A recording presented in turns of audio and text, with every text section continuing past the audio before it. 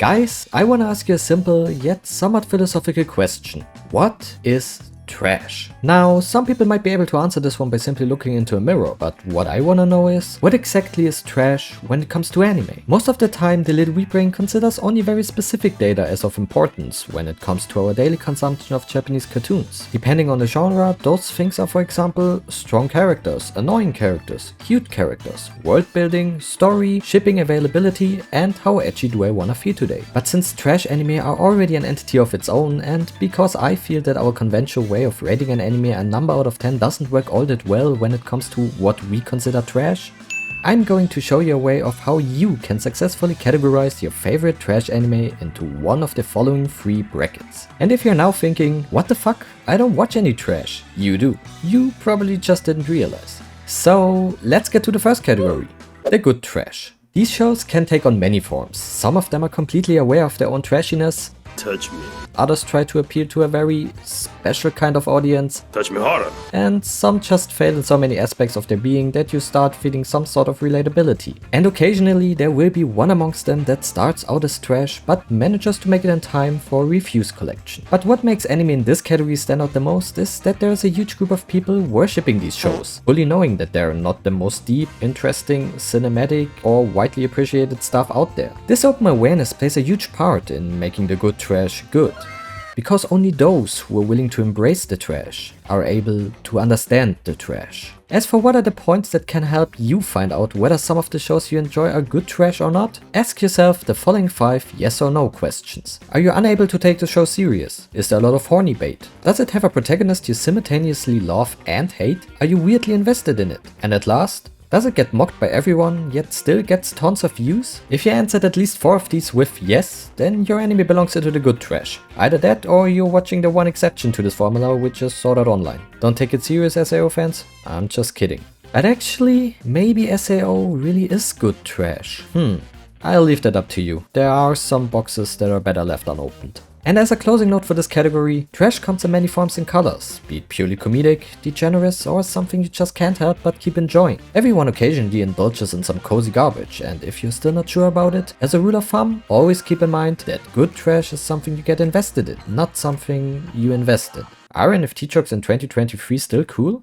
No? Never mind then. Here's the second category. The true trash. Sometimes an anime is so bad that it not only manages to make bulletproof tropes feel boring, but also creates characters that even after colonic irrigation you couldn't give less shit about. And in the worst case, it is able to make you angry before you even got the opportunity to drop it again. These are the true trash. Shows that lack any redeeming feature, shows that only exist to make your experience a bad one. Shows you don't want to make fun of because even jokes would get offended. Shows that for whatever fucking reason somehow still manage to get a 7+ rating on anime platforms. But let's not talk about this.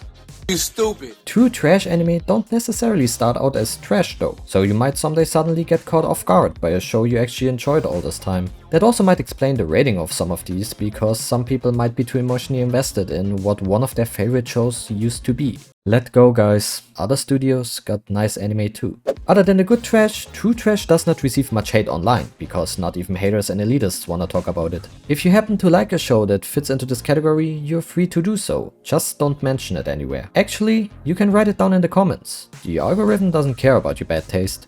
But I do. While good trash makes up for its trashiness by being equally entertaining, true trash just exists. Waiting for a poor soul it can suck the happiness out of, creating something in the process that everyone despises, a salty weep.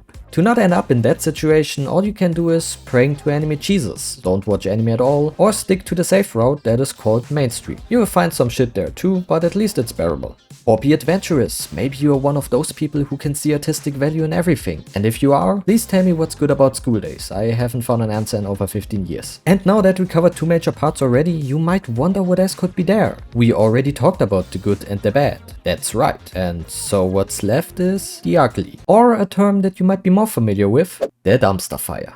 We finally reached the pinnacle of trash. A pinnacle that can point in both directions, to be fair, but a pinnacle nonetheless. You see, a dumpster fire can either be an absolute blast of a show or such humongous garbage that the word trash in itself isn't quite enough to describe it anymore. That's the reason why we set it on fire. But the properties of fire in connection with trash can have different effects. A burning piece of trash might be stinky, but what if the dumpster is filled with nice smelling almonds? A fire on a cold winter night can also make you feel warm and cozy, but it could also awaken a group of angry raccoons ready to rip you a new one if you dare saying anything bad about their trash waifu. What all of these fire scenarios have in common though is their destructiveness. A show that fits into the dumpster fire category wants to destroy you, emotionally that is. Be it by playing with your heart, your patience, or by getting you invested in something you feel you should definitely not get invested in. Some of them may start slow and reveal later on their methods of how they want to do it, while others make it clear from the very beginning that they're out for innocent blood. It is not easy to find out if your favorite trash show fits into the dumpster fire category or not. More than often, a collective mind will be formed, agreeing that show X is considered a dumpster fire. So if you just can't be honest to yourself about your trash taste,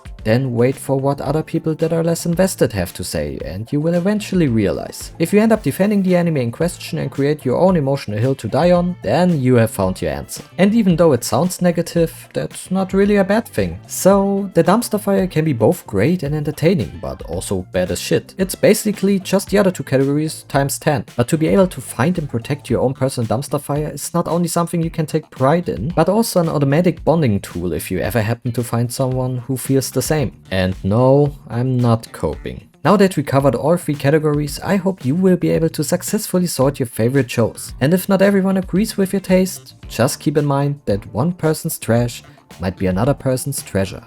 Team Rui, by the way. Wee. And with that, hey guys, thank you so much for watching this trash. I mean video. Consider subscribing to the channel if you enjoyed it, leave a like and let me know down in the comments below what your favorite trash anime is. As always, I hope you're having a wonderful day and I will see you in the next video. Until then, peace.